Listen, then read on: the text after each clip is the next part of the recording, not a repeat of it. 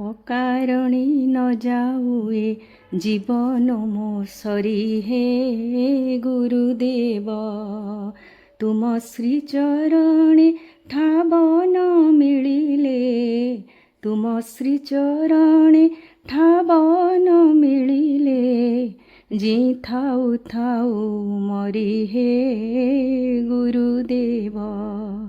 ଅର୍ଥାତ୍ ଯଦି ଏହି ଜନ୍ମରେ ଶ୍ରୀଗୁରୁଙ୍କର କୃପାର ପ୍ରାର୍ଥୀ ହେବାର ଯୋଗ୍ୟତା ଆମେ ହାସଲ ନ କରିପାରିଲେ ଏ ଦୁର୍ଲଭ ମନୁଷ୍ୟ ଜନ୍ମ ଅକାରଣରେ ସରିଯିବ।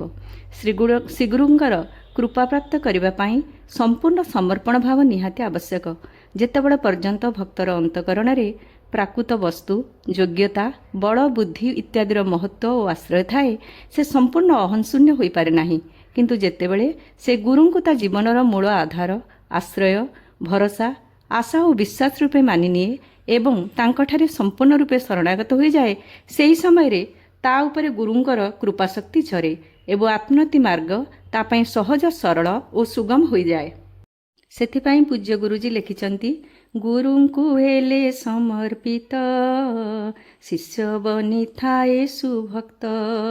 ଗୁରୁ କୃପାରୁ ଜ୍ଞାନ ମିଳେ, ଗୁରୁ କୃପାରୁ ସିଦ୍ଧି ଫଳେ।